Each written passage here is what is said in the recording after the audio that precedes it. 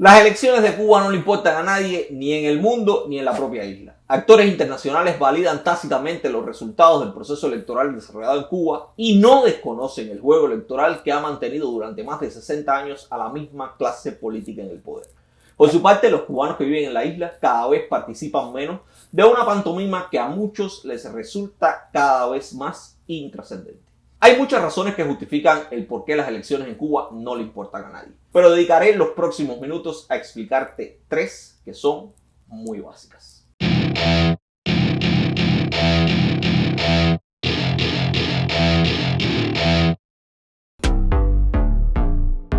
Las elecciones cubanas no definen nada en el país. No están diseñadas para dar espacio a la alternancia en el poder de fuerzas políticas diferentes. La frase que mejor ilustra ese fenómeno es la que ha utilizado la nueva generación de dirigentes para autodefinirse.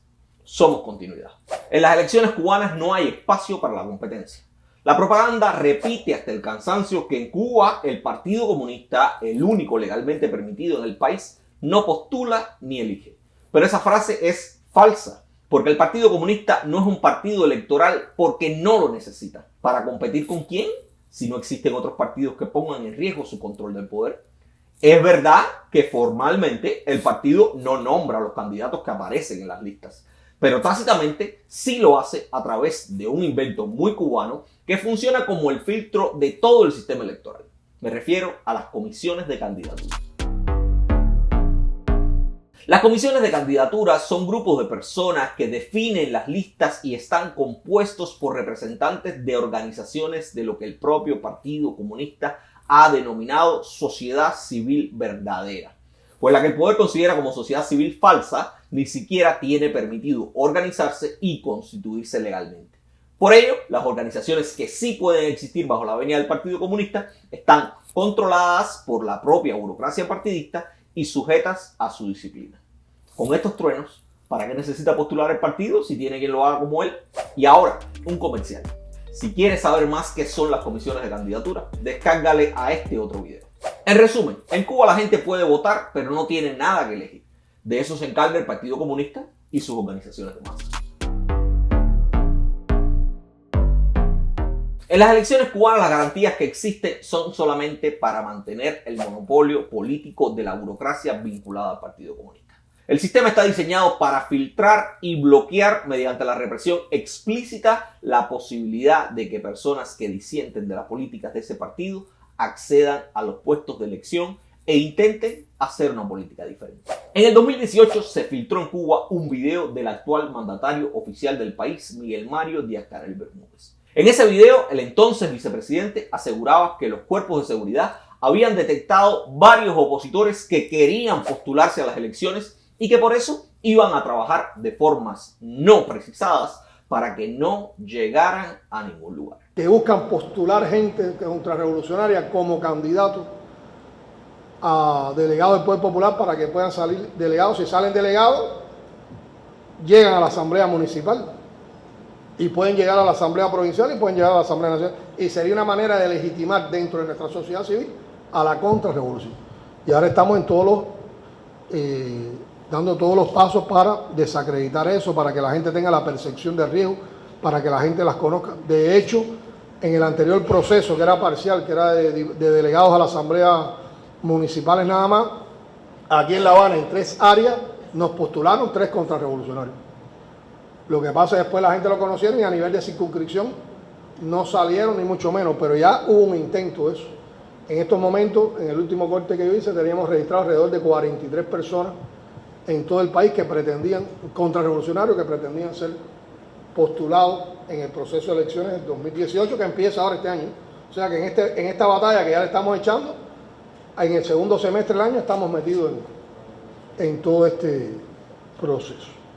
Más claro, ni el agua. Díaz-Canel está diciendo que ninguna persona en el país que disienta del pensamiento oficial puede acceder a cargos electivos y que para ello el régimen está dispuesto no solo a hacer campañas en su contra, campañas que por cierto además dicen ellos mismos que están prohibidas, sino que también están dispuestos a usar la represión como denunció durante las más recientes elecciones municipales de noviembre pasado el opositor y aspirante a candidato Elías Sánchez. Sánchez explicó que las autoridades le impedían moverse de su residencia y por tanto le imposibilitaba conversar con posibles votantes. Aseguró que tenía a la seguridad del Estado en la esquina de su casa las 24 horas y también que las autoridades habían intimidado hasta su propio esposo.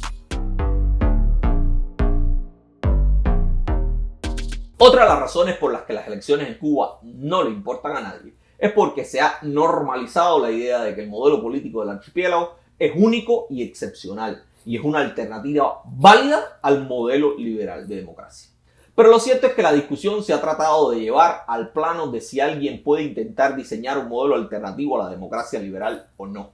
Y la respuesta clara es que sí, que claro que se puede intentar. Solo que no puede afirmarse que el hecho de que sea una alternativa a un modelo que muchos consideran imperfecto, lo convierta per se en un modelo idílico. En castellano básico, no todas las alternativas son buenas. Y por más que muchos, sobre todo en Latinoamérica, no lo quieran mirar así, el modelo cubano no es una alternativa a la democracia. Es simplemente la forma superior del totalitarismo. También, pocos en el mundo confían, a pesar de la pujanza demostrada por los cubanos en los últimos 2 años, que la gente en la isla quiera realmente un cambio. O lo que es peor, creen que un cambio en Cuba pueda lograrse prontamente y eso lo lleva a normalizar y excepcionalizar lo que pasa en Cuba, aunque no lo quieran ni de cerca, en sus realidades individuales o nacionales. Pongo un ejemplo sencillo para que se me entienda. En 2018, Federica Mogherini, la entonces jefa de la diplomacia europea, dijo claramente que las elecciones que se habían desarrollado ese año en Venezuela no podían ser reconocidas por la Unión Europea. Después de eso, vino el reconocimiento del bloque continental a Juan Guaidó como presidente encargado del país. No hubo ningún acuerdo sobre el calendario electoral y el proceso actual no garantiza transparencia ni elecciones creíbles con la participación de todos los partidos políticos de una forma igualitaria y sin obstáculos. Mogherini dijo que las elecciones en Venezuela se habían celebrado sin cumplir con los estándares internacionales mínimos y sin respetar el pluralismo, la democracia y la transparencia. En 2018 también hubo elecciones en Cuba.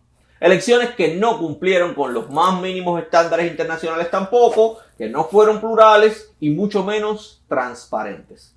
Sin embargo, ¿saben cómo calificaba la misma Federica Mogherini a Cuba por aquel tiempo? Pues ni más ni menos que como una democracia de partido único.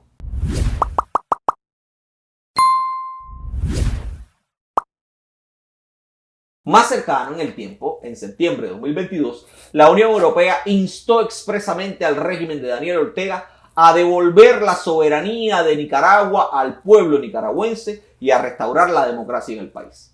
Ese pronunciamiento se produjo en el marco de los encarcelamientos que el régimen sandinista dispuso contra los candidatos que pretendían correr en las elecciones presidenciales contra Daniel Ortega. En la Cuba actual, la oposición política también es encarcelada e impedida de participar en elecciones libres. Pero la Unión Europea jamás ha planteado que el régimen de La Habana debe devolver la soberanía al pueblo cubano, que también está secuestrado.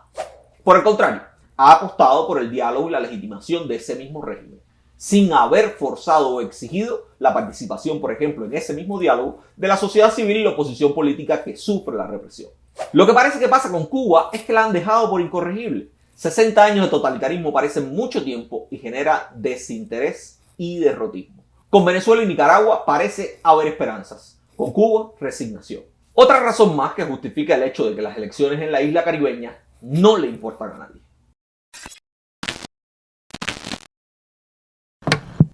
Gracias por tu atención. Nos vemos en la próxima entrega.